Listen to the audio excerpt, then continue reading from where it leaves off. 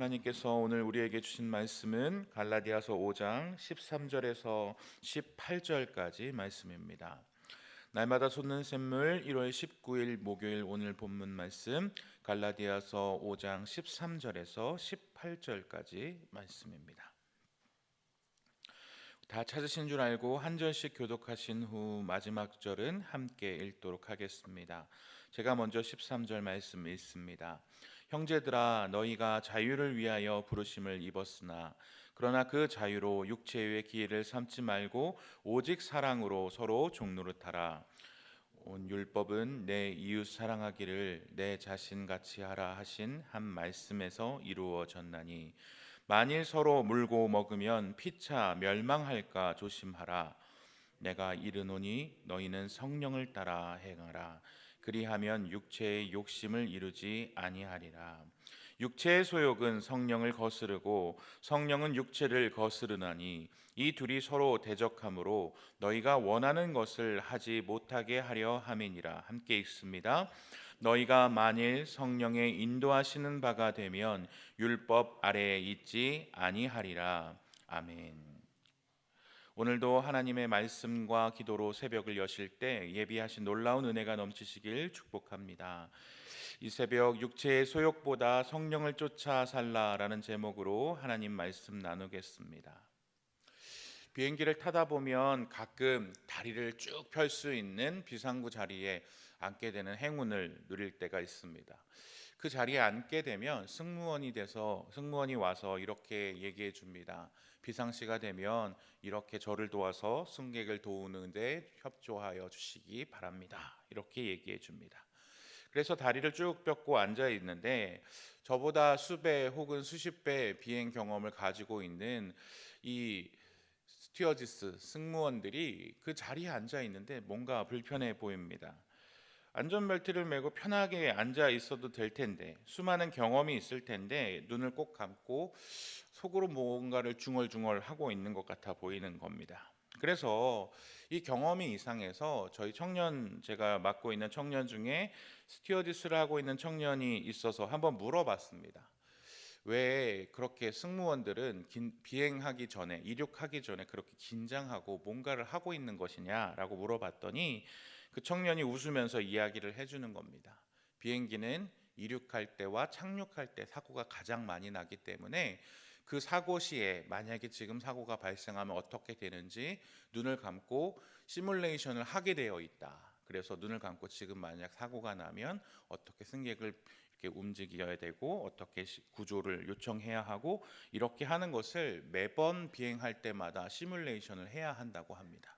이것이 습관이 되어서 자기도 모르게 움직여서 승객을 구조할 정도가 될 때까지 늘 반복해야 한다는 것이죠.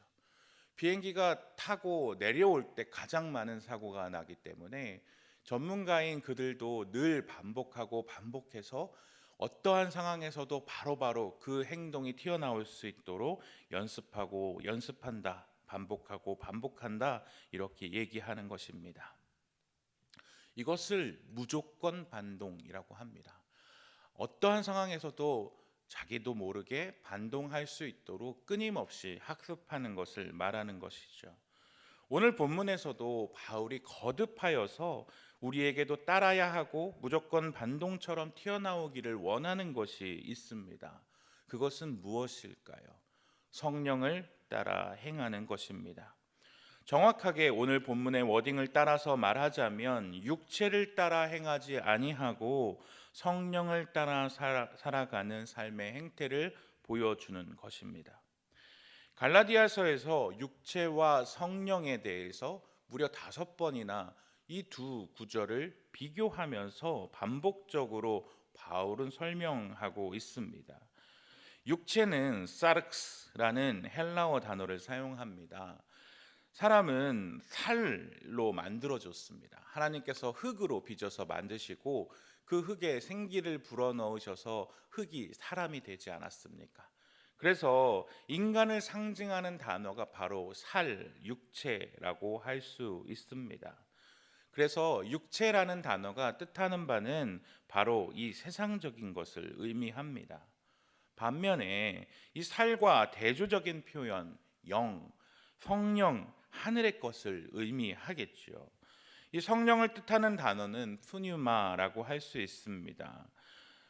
히브리어로는 루아흐라고 하고 헬라어로는 푸뉴마라는 단어를 쓰는데, 이 단어는 바람과 영이라는 뜻을 가지고 있습니다.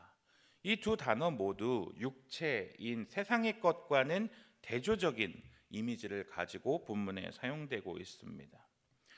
인간은 육체를 가지고 출생합니다. 그런데 인간은 어떤 존재입니까? 원죄를 이어받은 존재이죠. 그래서 로마서 8장 7절에서는 이렇게 말합니다. 육신의 생각은 하나님과 원수가 되나니 이는 하나님의 법에 굴복하지 아니할 뿐 아니라 할 수도 없음이라. 이렇게 말합니다. 그러니까 죄를 가지고 태어난 인간은 어떻게 말합니까? 끊임없이 하나님의 말씀을 거부하고 하나님 말씀에 순종하기를 힘들어하는 존재, 그것이 바로 인간이라는 존재라는 것이죠. 하려 할지라도 할 수가 없는 하나님과 원수가 된다는 존재, 그것이 바로 인간이라는 존재라고 말합니다. 그렇게 인간의 육체는 약하고 악하기에 갈라디아 교회에 있는 유대교에서 개종한 유대주의 율법론자들은 이렇게 주장하는 것이죠. 당신들이 구원받은 성도일지라도 이방인일지라도 아직은 율법을 지켜야 합니다라고 갈라디아 교인들을 억압하고 있는 것입니다. 너희의 육신은 끊임없이 하나님의 말씀을 거부하고 하나님을 거절하고 있지 않습니까? 그러니 우리는 하나님의 율법을 행함으로 우리의 의를 얻어야 합니다라고 주장하고 있는 것이죠. 자꾸 그들에게 율법이라는 멍에를 씌우려고 하고 있습니다. 그러나 바울은 무슨 말도 안 되는 소리를 하고 있습니까? 믿음으로 의를 얻는 것입니다 라고 주장하고 있습니다. 그래서 본문 13절에서 이렇게 말하는 것입니다. 형제들아, 너희가 자유를 위하여 부르심을 입었으나 그러나 그 자유로 육체의 기회를 삼지 말고 오직 사랑으로 서로 종노릇하라. 본문의 이야기는 함축하면 이런 뜻이 되겠죠. 하나님께서 우리를 율법에서 자유하도록 만드셨다. 우리를 사랑하셔서 십자가에 죽으신 예수 그리스도의 사랑으로 우리를 율법에서 자유하게 하셨으니 그 육체를 가지고 방종의 기회로 막 사는데 사용하지 말아라. 그리스도께서는 그런 자유를 위하여 성도를 부르신 것이 아니다. 그리스도께서 그들을 율법에서 자유롭게 하셨기 때문에 그 그리스도께서 원하시는 대로 성도를, 이웃을 사랑으로 섬겨야 하지 않겠느냐, 이렇게 권면하고 있는 것입니다.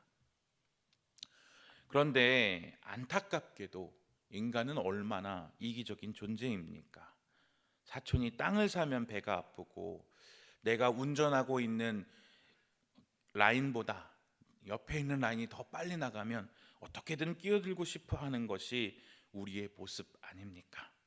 끊임없이 남들과 비교하고 그것보다 조금이라도 위에 서려고 하는 우리에게 주님은 궁극적인 율법의 완성이신 하나님 사랑, 이웃 사랑의 율법을 이루기 위해서 14절에서 성도인 너희는 하나님을 사랑하듯이 너희가 서로 사랑하는 모습으로 그리스도께서 자유하게 하심을 입증해야 한다라고 말하고 있습니다. 하지만 안타깝게도 우리는 잘 알고 있습니다. 우리의 힘으로, 우리의 능력으로는 우리의 육체의 소욕을 억제할 수 없다라는 것을 말입니다. 늘 넘어지기 쉽고 늘 육체의 원하는 대로 살아갈 때가 더 많은 우리는 연약한 존재입니다. 그렇기에 바울은 이렇게 거듭하여서 권면하고 있는 것이죠. 16절 말씀인데요. 내가 이르노니 너희는 성령을 따라 행하라. 그리하면 육체의 욕심을 이루지 아니하리라. 우리가 유일하게 그 육체의 소욕을 끊어내는 방법은 성령을 따라 행하는 것일 뿐입니다 라고 바울은 말하는 것입니다. 우리 안에 끊임없이 내주하시는 성령의 인도하심을 따라 반복하고 반복하며 되새기고 되새기며 그분의 음성에 귀 기울여서 살아가는 수밖에 없다는 것이죠. 육체와 성령은 서로 대적이 되기 때문에 우리가 육체의 소욕에 지배를 받지 않으려면 온전히 성령의 다스리심 안에 들어와야만 하고, 그렇게 할 때 우리는 비로소 율법이라는 멍에 아래서 자유로울 수 있는 것입니다. 17절과 18절 말씀입니다. 육체의 소욕은 성령을 거스르고 성령은 육체를 거스르나니 이 둘이 서로 대적함으로 너희가 원하는 것을 하지 못하게 하려 함이라. 너희가 만일 성령의 인도하시는 바가 되면 율법 아래에 있지 아니하리라. 아멘. 사랑하는 송원교회 영가족 여러분, 육체의 소욕이 튀어나오지 않고 성령의 인도하심대로 우리의 삶이 내 뜻이 아니라 하나님의 인도하심이 무조건 반동으로 반응하기 위해서는 끊임없이 우리는 되새겨야 합니다. 나는 죽고 예수로 사는 삶, 성령님께서 다스리는 존재로 나는 살아가야 하는 존재라는 것을 끊임없이 반복하여 우리의 심비에 되새기며 말해야 하는 것입니다. 하나님, 나의 삶을 다스려 주옵소서. 나의 삶의 주권을 온전히 당신께만 맡겨드립니다. 당신의 온전한 다스림 가운데 나의 삶을 맡겨드릴 때 우리는 비로소 육체의 소욕과 율법의 멍에로부터 자유함을 입으며 성령의 온전한 사람답게 살아갈 수 있을 것입니다. 오늘 하루 저를 따라서 한번 하루의 삶을 살아가시면 어떨까요? 가슴에 손을 올려보시고 조용한 읊조림으로 따라하셔도 좋습니다. 한번 따라해 보실까요? 성령님, 나의 삶을 주님께 맡깁니다. 주님이 원하시는 대로 나의 삶을 인도하여 주세요. 나를 다스려 주세요. 하나님의 뜻대로 살며 생각하며 선택하기 원합니다. 이것이 무조건 반동으로 튀어나오시는 오늘 하루의 삶, 사랑하는 상원교회 영가족들의 삶이 되시기를 예수 그리스도의 이름으로 간절히 축복합니다. 함께 기도하겠습니다. 살아계신 주님, 우리는 끊임없이 육체의 소욕대로 하나님을 거역하며 살아가는 존재입니다. 그러나 하나님, 우리는 연약하기에 더욱더 주님께 우리의 삶을 맡겨드립니다. 주님이 원하시는 대로 오늘 하루의 삶을 인도하여 주시고 우리를 긍휼히 여겨서 그와 같이 우리를 버려두지 아니하시고 늘 함께 하시는 주님의 그 세미한 음성에 귀 기울이며 주님께 우리의 삶을 오늘 하루도 맡겨드릴 수 있는 신실한 주의 백성들 되게 하여 주옵소서. 예수님의 이름으로 감사하며 기도합니다. 아멘. 하늘에 계신 우리 아버지여, 이름이 거룩히 여김을 받으시오며 나라의 임하옵시며 뜻이 하늘에서 이룬 것 같이 땅에서도 이루어지이다. 오늘날 우리에게 일용할 양식을 주옵시고 우리가 우리에게 죄 지은 자를 사하여 준 것 같이 우리 죄를 사하여 주옵시고 우리를 시험에 들게 하지 마옵시고 다만 악에서 구하옵소서. 대개 나라와 권세와 영광이 아버지께 영원히 있사옵나이다. 아멘.